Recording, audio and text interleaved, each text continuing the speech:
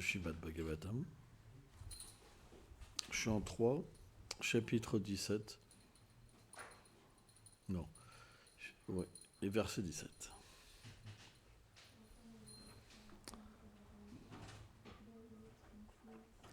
Om Namo Bhagavate Vasudevaya.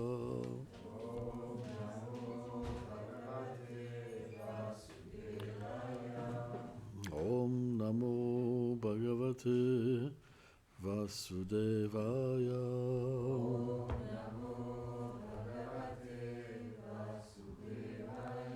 Om Namo Bhagavate Vasudevaya.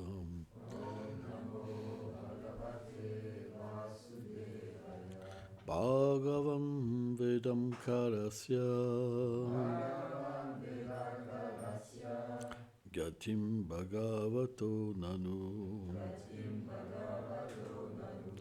Vishvam Vishak Shatim Tiram Yogam Lam Denam Chakshusha. Traduction. Tout être vénérable connaît certainement le cours du temps tout-puissant, car le sage peut voir l'univers entier par son pouvoir divin. Commentaire. Dans ce verset, le mot Bhagavan signifie toi et yoga, la dhéna, par la perfection du yoga. Selon Srila Abhayeshananda Bhaktivedanta Swami Prabhupada, ceux qui atteignent la perfection dans le yoga sont Trikalagya. Ils peuvent tout connaître du passé, du présent et du futur. Par la grâce du Seigneur, si en son cœur, un dévot peut comprendre et voir toutes choses. Om Gyanati Milandasya Gyanam Jalam Shalakayaham Shakshulumelitam Jena Taisme Shigulave Namam Namam Vishnu Padayam Krishna Prestaya Bhutale Shrimate Bhakti Vedanta Swami Niti Namine Namaste Sarasvati Devim Kaulavani Prachaline Nirveshesha Sunyavadi Plachatya Deshatarine Vanchakalpatalubhyacha Kripa Sindhu Bhyaevacha Patitanam Pavanebhyo Vaishnavebhyo Namo Namaham Jayu Shri Krishna Chaitanyam Prabhu Nityanandam Shri Advaita Gadadharam Shri Vasadi Gola Bhakta Vrindam Hare Krishna Krishna Krishna Hare Hare Hare Rama Rama Rama Hare Hare.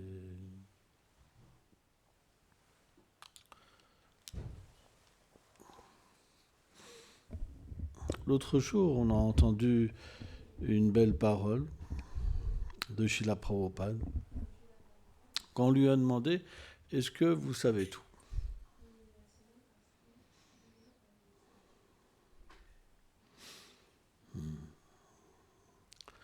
Et Srila Prabhupada, il dit « Je peux savoir ce que Krishna me révèle. »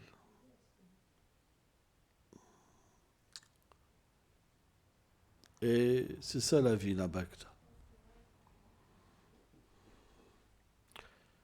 Nasato vidyate bhava.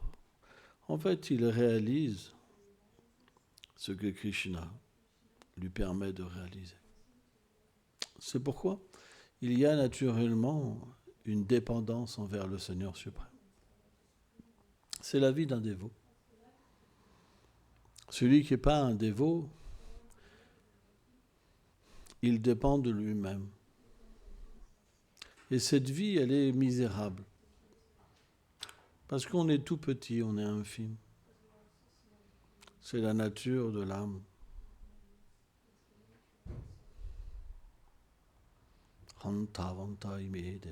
C'est la nature de l'âme. C'est que sa taille est tellement petite. Même si elle est faite à l'image du Seigneur suprême,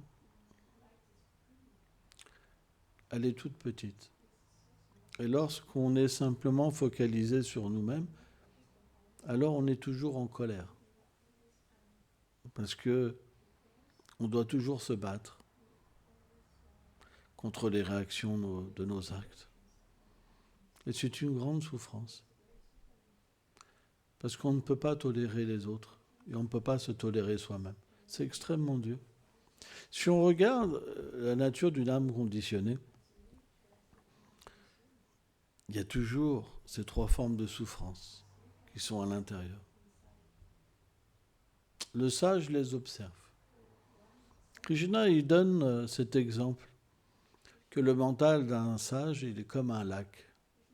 Et bien que des rivières entrent, des ruisseaux, ce que vous voulez, entrent, ça ne le perturbe pas, comme l'océan, quand les rivières entrent dans l'océan. Parce que la rivière, elle n'a pas le pouvoir de déranger l'océan. De la même manière, en fait, le sage, parce que sa conscience, elle est fixée sur la vérité absolue, bien que ces perturbations viennent à lui, il n'est pas perturbé. Il n'y répond pas. La concupiscence, l'envie, toutes sortes de choses viennent, il les observe simplement comme quelque chose d'étranger. Or, l'âme conditionnée, lui, il n'a pas ce pouvoir. Quand la concupiscence vient, il pense c'est moi. Et il faut que je réponde à cette concupiscence. Donc qu'est-ce qu'il pense ? Il faut que je trouve une femme. Et après, il faut trouver de l'argent. Après, il faut trouver une maison. Après, il faut trouver un chien, un chat, un ceci, un cela. C'est sans fin. Et juste pour répondre à une pulsion, alors c'est toute une vie qu'on va devoir répondre à tant de désirs pour finalement avoir la frustration.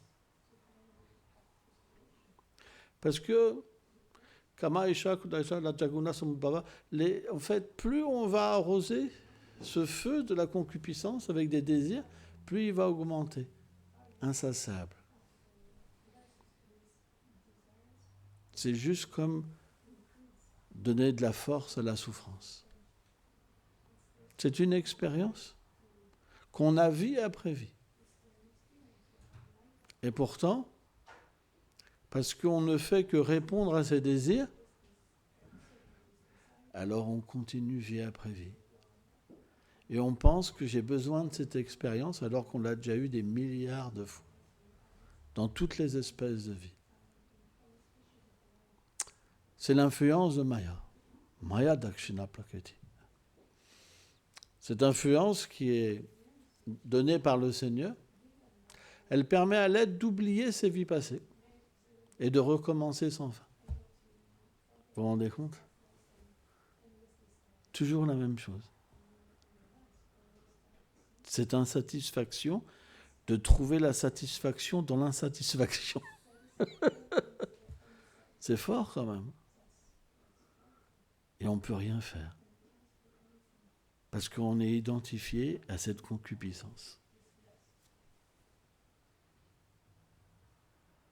Et on souffre de ne pas avoir de la souffrance. Vous vous rendez compte ? On a expérimenté ça des milliards d'existences et on pleure pour expérimenter ça. Vous vous rendez compte ? C'est pour ça que Brahma, il dit, l'être vivant, il pense que sa souffrance, c'est son bonheur. C'est la définition de l'être humain. Brahma dit. Il pense que sa souffrance, c'est son bonheur. Il va simplement cultiver la souffrance pour plus souffrir. C'est ce qu'on appelle la passion et l'ignorance. Quand la passion et l'ignorance sont combinées ensemble et que la vertu est très loin, on ne peut pas faire autrement. Et bien qu'on souffre, on ne peut pas voir qu'on souffre. Or, lorsqu'on devient un dévot et qu'on touche au service de dévotion, à travers le fait de chanter les sanons, d'écouter la classe du Bhagavatam, de servir les dévots, de vivre sur le Dham, on devient influencé par la vertu. Et qu'est-ce qui se passe? C'est que la vertu, elle nous permet de voir qu'on souffre.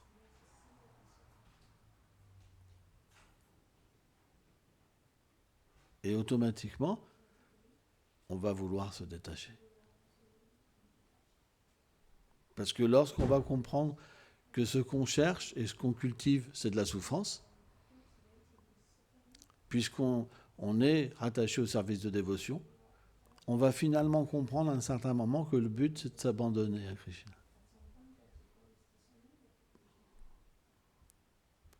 C'est pourquoi le Seigneur engage les désirs des êtres vivants. Karam, Vidi, Brahmaksham, Samud, Bhavam. Les devoirs prescrits viennent des Védas. Et les Védas viennent du Seigneur suprême. Ça veut dire qu'en accomplissant notre devoir, le Seigneur se révèle à travers ce devoir. Et c'est un verset qui est extrêmement important et tellement profond.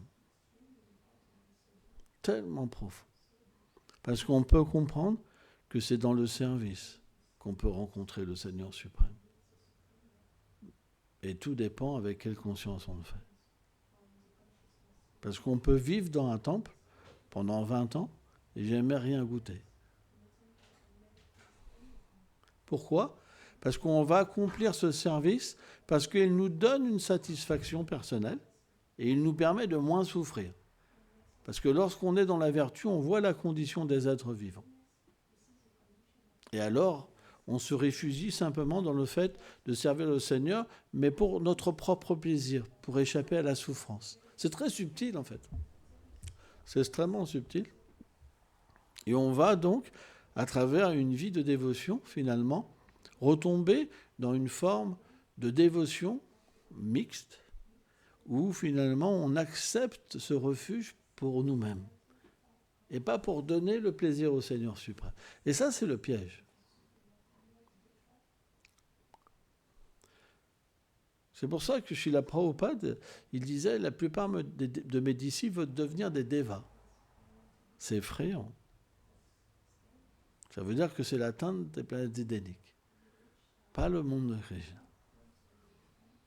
Parce que Srila Prabhupada, il explique que la dévotion, c'est d'exister pour le plaisir de Krishna. Et c'est ça notre swadharma, la nature intrinsèque de l'être vivant. On a été manifesté pour ça. Mais que c'est extrêmement difficile de vivre simplement pour le plaisir de Krishna. C'est difficile. Parce qu'on a été habitué pendant tellement d'existences à prendre plaisir. Donc, ça ne peut pas être quelque chose qui se fait en une seconde. Ça prend du temps. Ça prend beaucoup de temps.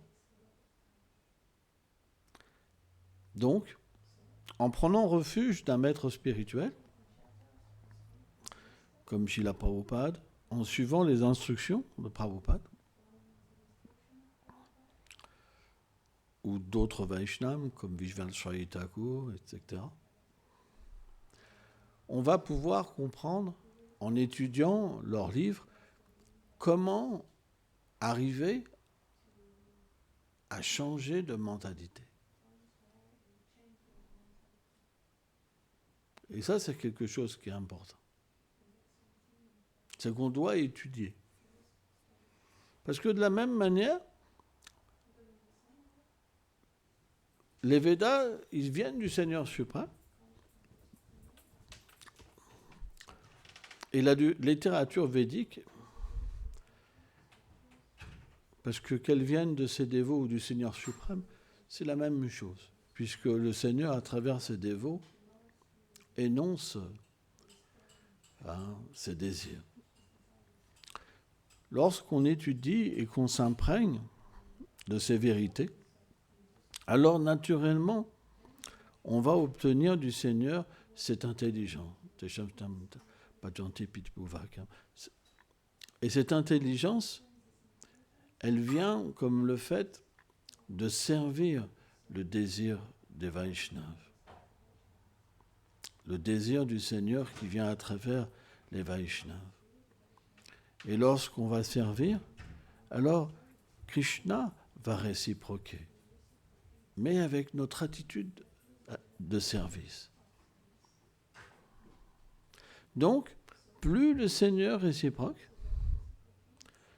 plus naturellement nous allons trouver de l'enthousiasme à servir. Mais pour ça, il ne faut pas faire d'offense. C'est très important.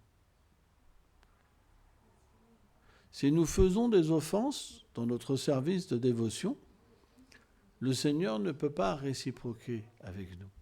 Et c'est pourquoi ça prend du temps.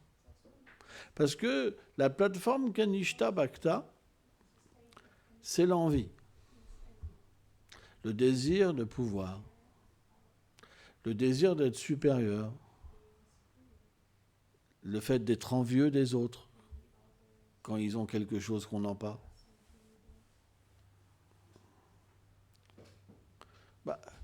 Il ne faut pas dormir. Bon. Ok. Et donc, lorsqu'on est sur cette plateforme de l'envie, alors c'est extrêmement difficile. Parce qu'on se pollue constamment. Bien qu'on fasse du service, c'est comme le bain des éléphants.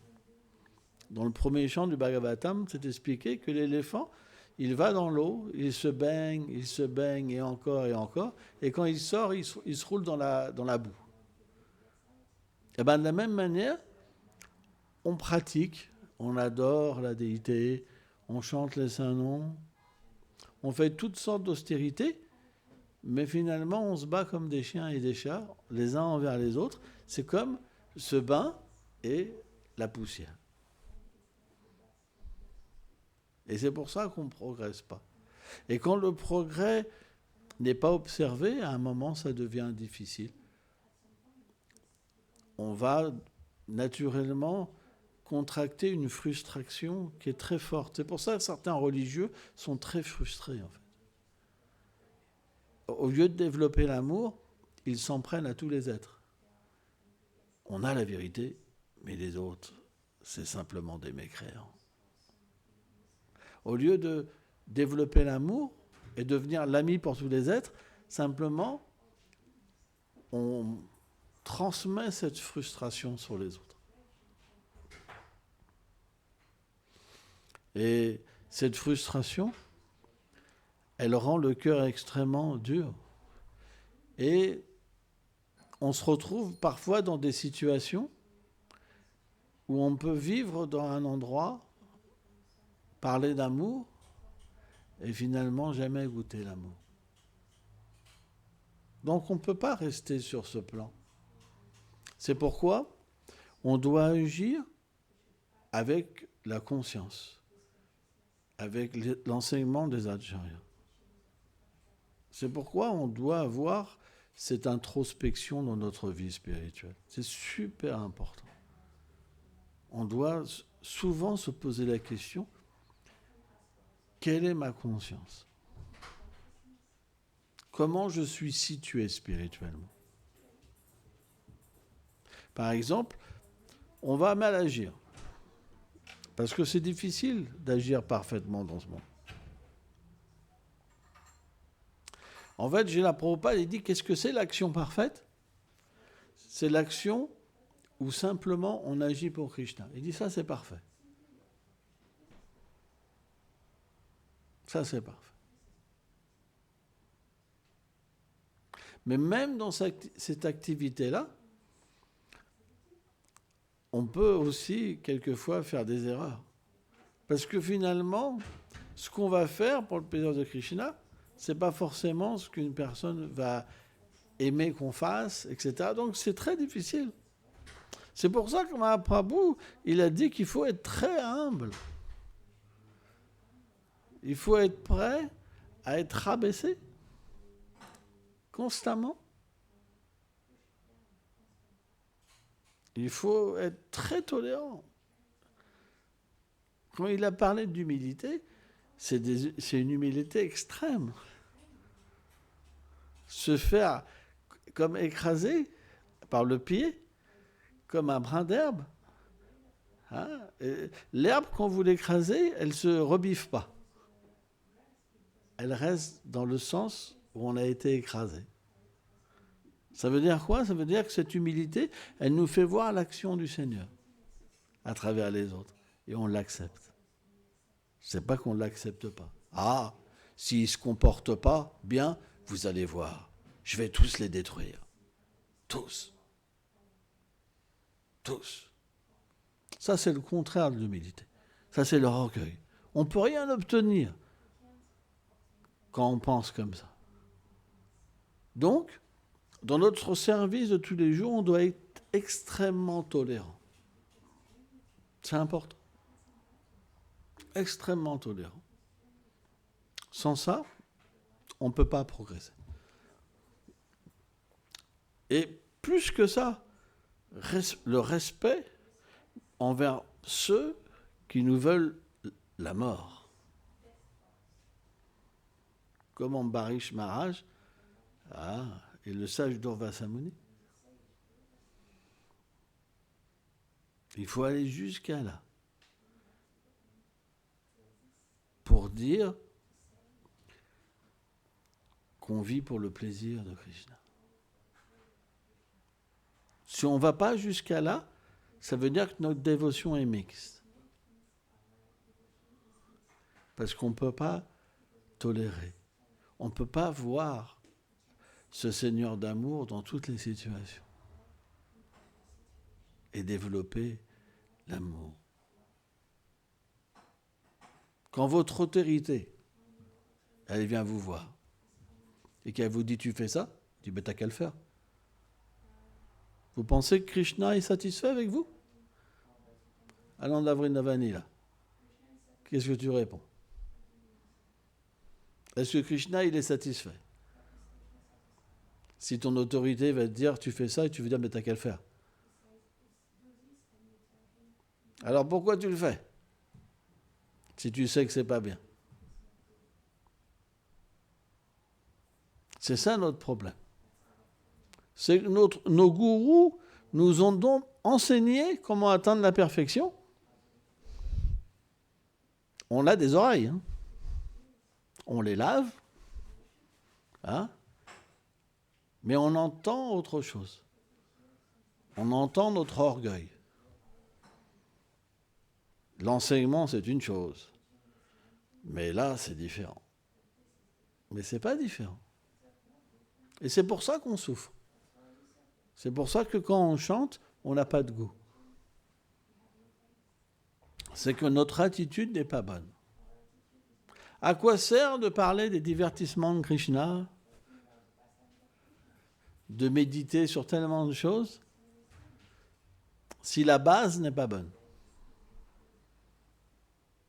C'est pourquoi Chaitanya Mahaprabhu et les Vaishnavas ont mis tant d'accent sur le verset Trinadapi Sunishina. Tant d'accent.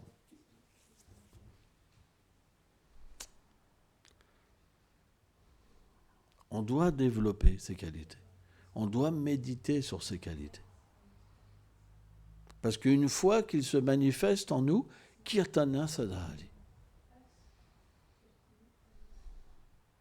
Le chant vient dans notre cœur. Krishna lui-même devient attiré par nous. Chaitanya Mahaprabhu, il a dit, celui qui ne critique personne, il l'étreint personnellement. Qu'est-ce qu'il obtient? Amour de Dieu. Parce que lorsque Mahaprabhu vous étreint, vous obtenez prême. Donc, c'est très important de développer ces qualités. Et on les développe entre nous. dans la communauté. Ça, c'est une communauté parfaite. Il y aura toujours quelqu'un pour critiquer. Il y aura toujours quelqu'un pour faire du mal, pour désobéir, pour être un rebelle. Mais c'est à travers toutes ces personnes qu'on va progresser. On ne doit pas se défendre, mais on doit avoir la miséricorde.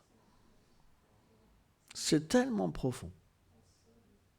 Si vous agissez comme ça, le Saint-Nom va se manifester dans votre cœur.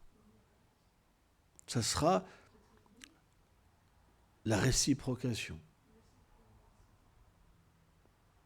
Vous aurez prouvé que vous avez de l'amour. Et d'ailleurs, c'est important. Qu'est-ce qu'a dit Srila Bhaktisiddhanta Saraswati Prabhupada, Srila Bhaktivedanta Swami Prabhupada? Vous prouverez votre amour pour moi en coopérant ensemble. Ils ont dit la même chose tous les deux. Donc cet amour, elle est basée sur ses qualités. Et à partir de là, quand vous avez ces qualités, l'amour apparaît. C'est pas compliqué. Et c'est vraiment dur. Parce que le conditionnement nous pousse à refuser et à voir l'injustice. Mais à quoi ça sert? Puisque 2-3 jours après, de toute façon, la situation va changer. Pourquoi se battre? Pourquoi être choqué? Ah, je comprends pas, moi je peux pas. Ah, je peux pas. Mais qui peut pas là? Calme-toi. Qui peut pas? C'est vous qui pouvez pas, c'est l'âme. C'est l'âme qui peut pas. Elle fait pas partie de ce monde. Donc pourquoi perdre tant de temps à se battre, à toujours recommencer? On devrait être fatigué et pleurer notre condition. C'est très profond. Pleurer. J'y arriverai jamais. Aide-moi. Parce qu'en fait, je suis dominé par mon ego. Krishna vient sous la forme de mon autorité pour m'engager. T'as qu'à le faire toi-même. C'est très cruel pour nous-mêmes.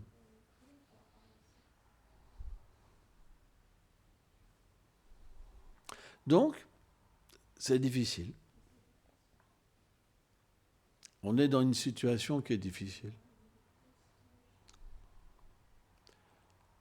Mais qu'est-ce qu'on peut faire? Ça ne peut pas être autrement. Quand on est avec des qualités mauvaises, il faut les purifier. Et tant que ce n'est pas purifié, ces problèmes resteront. Mais si vous attendez que les autres changent pour changer, ça ne marchera jamais. C'est pourquoi, si vous voulez devenir un dévot du Seigneur, si on veut devenir un dévot du Seigneur, qu'on veut agir pour son plaisir, il faut développer ses qualités. Et c'est très intéressant, c'est que le 4e shloka du Shishastakam, il explique une fois que ces qualités viennent, qu'est-ce qui se passe? Tous les désirs matériels s'en vont. Tous les désirs matériels s'en vont. C'est qu'à ce moment-là que les désirs matériels s'en vont.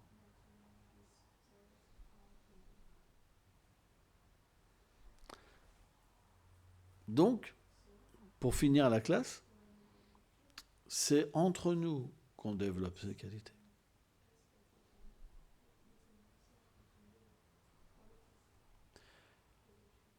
On doit être très humble entre nous, très tolérant et très respectueux. Quand un frère il dévie de cette règle,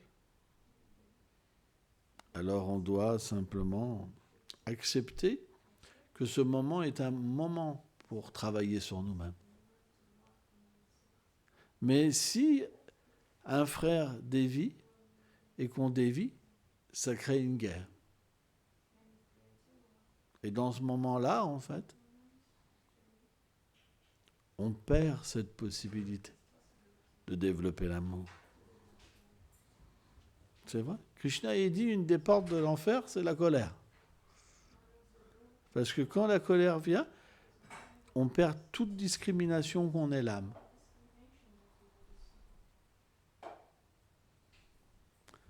Mais c'est inévitable de temps en temps.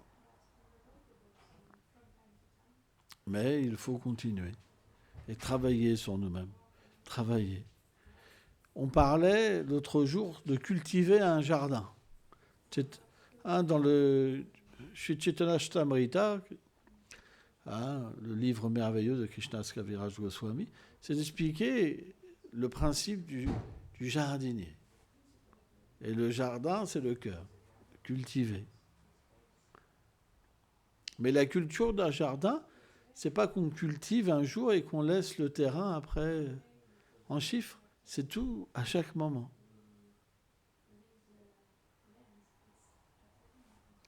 Pourquoi ? Parce que lorsque le gourou et Krishna plantent cette graine de la dévotion dans le cœur des disciples, il y a plein de mauvaises plantes qui peuvent pousser à cause de nos impuretés. Et on doit être vigilant. C'est pourquoi c'est super important. Alors, bien sûr, on écoute tous, mais on fait tous les mêmes erreurs.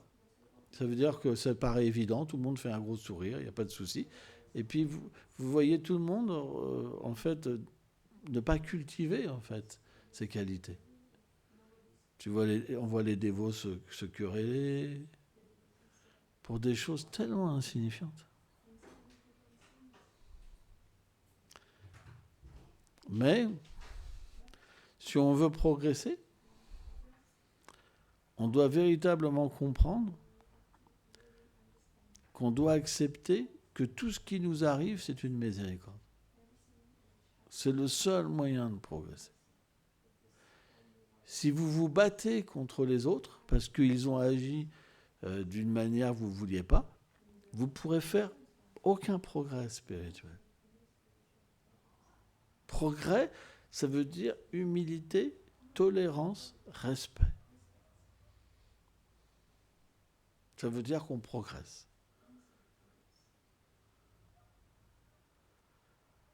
Donc comment c'est possible qu'on puisse vivre dans un endroit où on parle de ça tous les jours et qu'on n'a ni humilité, ni tolérance, ni respect? C'est parce que on ne cultive pas ces qualités.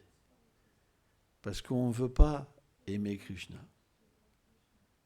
On ne veut pas offrir notre vie comme une vie d'amour avec Krishna. On cherche quelque chose aussi qui est différent. C'est pour ça qu'on n'arrive pas à développer ces qualités. C'est qu'on est dans une dévotion mixte. On est avec Krishna parce que ça nous apporte quelque chose pour nous. Mais on n'est pas là pour lui, encore. C'est pour ça que ces qualités n'apparaissent pas. Parce que dès qu'on veut être là pour lui, ces qualités vont apparaître. C'est la réaction de vouloir vivre pour lui. C'est qu'il va nous doter de qualités. Parce que, naturellement, quand on vit pour lui, il y a une purification et c'est les qualités de l'âme. L'humilité, la tolérance et le respect, c'est les qualités d'une personne qui est éveillée spirituellement à la nature de l'âme. Parce qu'il va voir de quelle manière le Seigneur réciproque avec lui. Il ne pourra pas en vouloir à quelqu'un qui veut sa mort. Parce qu'il verra le Seigneur. Donc il sera tolérant, il sera respectueux. Et à partir de là, alors il n'y a pas de limite à son progrès spirituel. Sans ça, c'est limité. Regarde, imaginez, tout va bien, vous servez, d'un seul coup, quelqu'un vous veut du mal. Donc on ne voit pas Krishna. On n'est plus tolérant, on n'est plus respectueux. Vous comprenez? Et on va polluer notre cœur. Donc si on fait ça 2 fois par jour, 3 fois par jour ou 2 fois par semaine, c'est comme le bain de l'éléphant. Et donc, ça veut dire qu'on ne pourra pas progresser. Parce qu'en fait, dès qu'on progresse, on retourne en arrière. On progresse, on retourne en arrière. On progresse, on retourne en arrière. Mais c'est terrible. Vous vous rendez compte de la souffrance? Tout l'effort qu'on fait, distribuer des livres, pas faire ceci, pas faire cela, faire ceci, faire ça, pour recommencer, revenir tout le temps en arrière. Vous vous rendez compte? Et ça, c'est une vérité, attention. Tellement d'austérité. Tellement. C'est pourquoi on devrait avoir cette introspection. C'est dur, mais on doit prier, sincèrement. On doit demander de l'aide. C'est super important. Merci beaucoup.